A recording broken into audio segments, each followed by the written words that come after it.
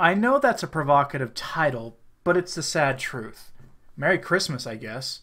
I know that the timing could have been better to hit you with that bombshell if you weren't aware of this problem already, but a lot of Catholics already knew that some of the supposedly Catholic organizations funded through second collections at Mass on Sunday are pro-abortion, pro-population control, pro-eugenics, and pro-acronym agenda.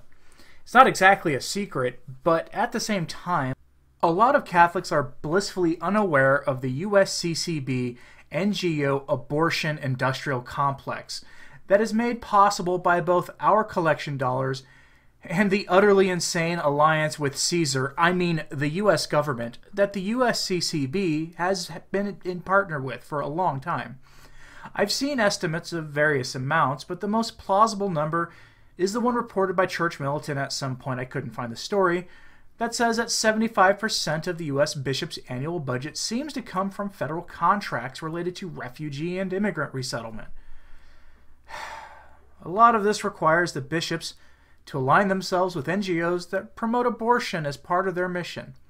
We all know that federal dollars cannot be used to support abortion procedures, but the Mexico City policy has never stopped NGOs doing disaster relief or development work in third world countries from promoting abortion, which virtually all of them do. And the bishops frequently align themselves with these demonic groups. The latest iteration of this is that blasphemous rosary that Pastor Jimmy Martin of the Jesuit Church has been promulgating. Do you remember that thing? If not, go look up my video, That's Blasphemous, for December 5th, where I discuss the Jesuit priest's political, worldly, new mockery of the Holy Rosary. As it turns out, LifeSite News has reported that the blasphetacular rosary is being promoted to support abortion. LifeSite has the story, and unlike the way I do this normally, I'm just going to quote an excerpt from it. The sources are on the Sources blog linked below. Quoting from LifeSite. Some of the proceeds from the Rosary of Modern Sorrows will go to Sister Simone Campbell's Network, a social justice lobbying group of U.S. Catholic quote-unquote nuns cited as problematic by the Congregation for the Doctrine of the Faith. They always tend to tone down what they really think at the CDF. Other groups receiving the proceeds include Women for Women International, which promotes contraception and reproductive health and has partnered with Planned Parenthood and leftist groups such as the Southern Poverty Law Centers, which has nothing to do with poverty nor law, by the way. The so-called Rosary is the product of social justice group Contemplative Rebellion and has decades comprised of social justice intentions, with the fifth decade consisting of rainbow beads. The suggested prayer for the decade petitions for the full acceptance of LGBT couples, whatever that means. Its Charities We Support page lists a number of problematic partners. Company says it gives 20% to 100% of its profits to the listed charities. That means if you buy one of those rosaries, guess what happens? You are supporting the acronym agenda. In other words, Pastor Jimmy Martin is actively partnering with organizations that promote abortion, contraception, and, not surprising in the least, acronym coalition partners. No one is surprised in the least, but this isn't the only case of abortion and other condemned practices being funded by Catholics. The most notorious of these programs is the U.S. Bishop's Catholic Campaign for Human Development, which is the subject of the second collection, typically just prior to Thanksgiving in the U.S. Again, LifeSite has the story, which I'll quote like I did earlier. Since 2010, the CCHD has awarded the Coalition on Homeless of San Francisco $240,000 in 4 grants, according to the Lepanto Institute. The COH is set to receive another CCHD grant. They did in 2017-2018. This is not a new story. The problem is that the COH is quite vocal about its support for, again, Planned Parenthood, birth control, same-sex attraction, the gender confusion, legalized prostitution. I didn't know people really advocated for that. And even legalized drug use. Actually, I did know people advocate for that. And in this case of Portland, Oregon-based Community Alliance of Tenants, the Lepanto Institute says $280,000 has gone to the radical organization involved in the promotion of homosexuality and abortion since 2012. The Catholic Campaign for Human Development is the most notorious of these collections, and many Catholics have ceased giving to that collection, myself included.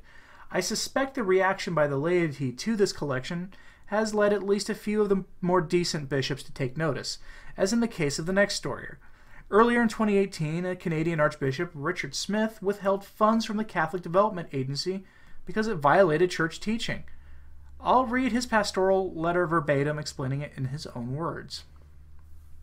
Dear sisters and brothers in Christ, the Canadian Catholic Organization for Development of Peace, CCODP, was established by the bishops of Canada in 1967 to foster justice and integral human development in the global South.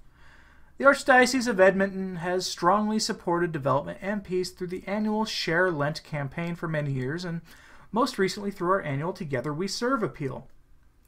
Development and Peace fulfills its mandate in collaboration with more than 100 partner agencies in the global South, contracting with them to carry out specific projects aimed at improving the lives of our sisters and brothers in many developing countries. The bishops of Canada have recently been apprised of the preliminary results of a review of these CCODP partners. I'm going to interject and just say, if you're using those kind of acronyms, that's the province of government and nonprofit organizations and less the province of a religious organization. Let's continue. The initial results communicated to us are alarming. An estimated 40 partners appear to show evidence of conflict with Catholic moral and social teaching, and in particular that they do not demonstrate full respect for the sanctity of human life. For this reason, the Archdiocese of Edmonton will withhold the D&P portion of the 2018 Together We Serve donations from Development and Peace. The funds will be withheld until such time as we receive clear assurance that funds received from present and future Together We Serve collections will be used only by agencies whose missions, values, and practices cohere with the teachings of the Catholic Church and with the criteria of Caritas Internationalis, of which the Canadian Catholic Organization for Development and Peace is the Canadian representative.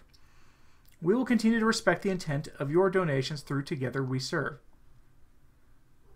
I recognize that there are many people in the Archdiocese who give of themselves generously in support of the good works of development and peace, whether by donation or by assisting in the organization's educational and advocacy initiatives. I write this letter in a spirit of transparency and accountability and promise to keep you posted on developments regarding this current issue. Sincerely in Christ, Archbishop Richard W. Smith of Edmonton. We need more decent archbishops like Smith. This happened last spring, and the Canadian bishops are still deciding what to do. I mean, how hard is this? Just cut the funds. Catholic development work is actually not essential. That might sound controversial to some people, but that's not the mission of the Church. The Church is not just another NGO that engages in social justice work. The Church is supposed to spread the gospel first. Instead, divert those funds to spreading the gospel in East Africa and in Asia, as well as at home, obviously. I don't think I'm wrong on this. My consistent message is that one of the elements of the crisis in the Church is that the Church has traded spreading the gospel in for spreading social justice. And that's not what we as Catholics are called to do. Yeah, we're supposed to love our neighbor and we're supposed to help our neighbor. But adopting the secular social justice agenda is not in keeping with the faith. Let me know what you think in the comments below. If you like videos like this, like and share this video and subscribe, and click the notification bell below. You can support my work on Patreon and Subscribestar.